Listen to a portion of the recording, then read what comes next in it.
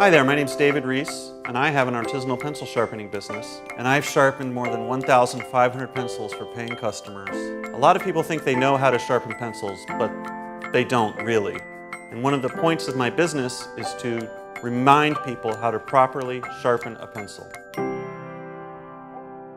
If you want to start a pencil sharpening practice in your own home, you're going to need a fair amount of equipment. Now, you can buy everything you need for less than $1,000. I should know, I've done it. And the great thing about having a pencil sharpening business is that unlike a lot of woodworking crafts, you can carry around everything that you need in a single toolkit. This is my toolkit. These are pencils. Number 2 pencils, the only type of pencil that I sharpen, and the type of pencil that we'll be sharpening today. Pencils are probably the most important component in a pencil sharpening business. You can sharpen a pencil without a pencil sharpener, but you can't sharpen a pencil without a pencil. I also have a rag for wiping away residue and cleaning a pencil point. I use an old Wu-Tang Clan t-shirt, but that's not necessary. You can use any old white rag as long as it's made out of cotton and is an old rap group t-shirt. These are the shatterproof plastic display tubes that I use for shipping pencils through the mail to satisfied customers around the world. Here are the labels that I affix to the shavings bag and the plastic display tubes into which I put the pencils. This label will contain the information job number, date, lighting condition, sharpener used, pencil number 2, yes or no, always yes, sharpness rating, and sharpener operator initials.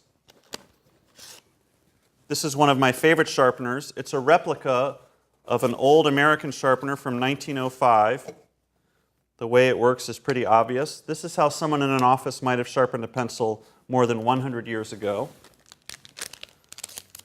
This is an unopened pencil sharpener from an Asian country, Japan. And finally, this is the blade that I'm going to use to sharpen a pencil.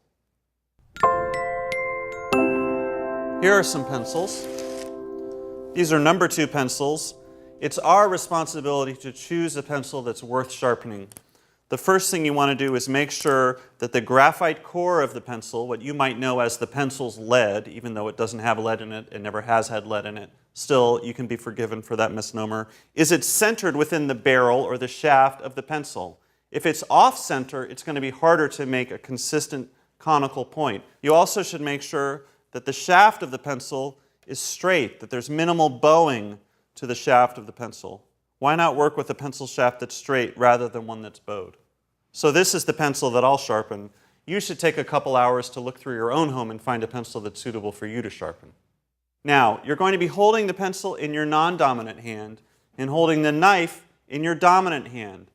Once you have both items in hand, simply return the pencil to the tabletop because we have to sharpen our knife. As anyone knows, whether you're a woodworker or a chef or a bandit in an alley, the most important tool in your toolkit is a properly sharpened knife. And to that end, we have here a leather strop that I'm going to use to sharpen my knife.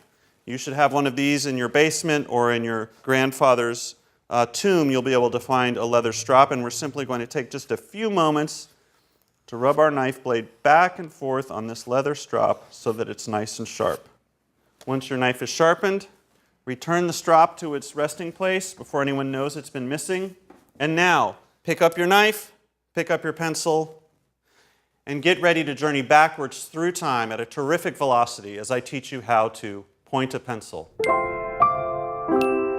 There are a superabundance of pencil sharpening technologies available to us these days, but it makes sense for us to pick up these tools and maintain the consistency of this old-timey practice. It connects us to our forebears, our ancestors, and it also teaches us that there's nothing to be afraid of and there's nothing to be ashamed of when it comes to sharpening a pencil with a straight blade. You can spend all day admiring the platonic ideal of a pencil in your mind, but at some point you need to actually sharpen the goddamn thing and put it to the page and write your grocery list.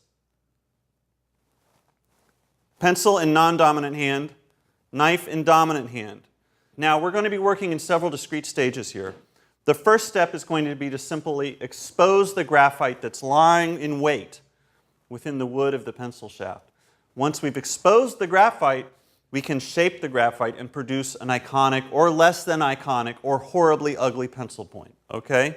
So our first step is to place the blade of the knife against one of the edges or ridges of the hexagonal shaft of the pencil, and then, if you can see this, propel the knife towards the unsharpened end of the pencil by the thumb of your non-dominant hand, which is holding and rotating the pencil.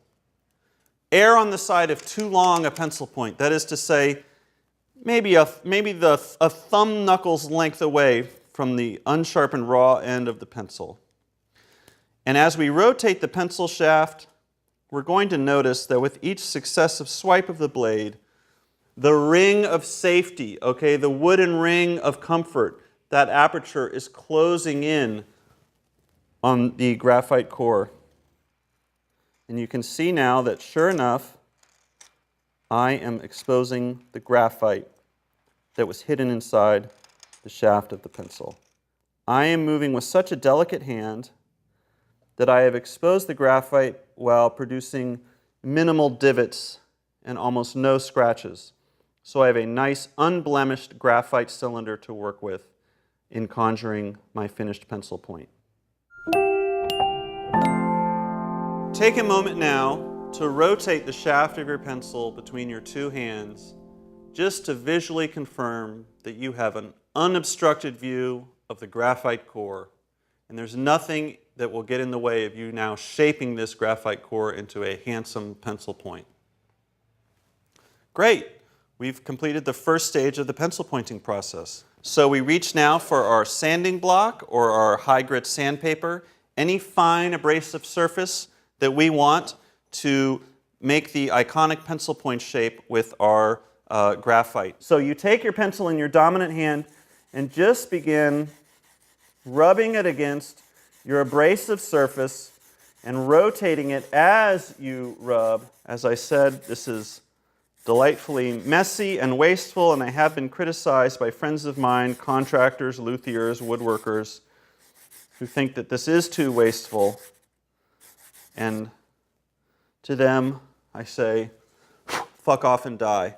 Okay, and every so often you should take your rag and clean it off and check in with your pencil point and see what you're dealing with. So here again, if you were to pick up this pencil on a crowded desktop, you would say two things. You would say, oh, how delightful, a properly sharpened pencil just when I need it most. And then you would say, as you rotated the pencil and admired a certain hardscrabble authenticity in its shaping, you would say, well, here's one pencil that definitely wasn't shaped by an electric pencil sharpener, and dare I say wasn't even shaped by a single burr hand crank sharpener, not to mention a double burr hand crank sharpener.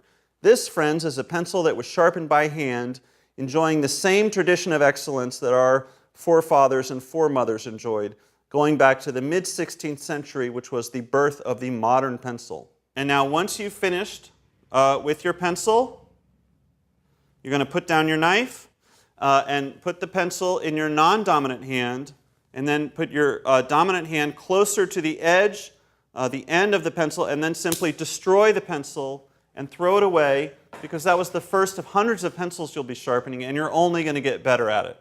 So don't look back, ever onward. That's our motto. So destroy your pencils now.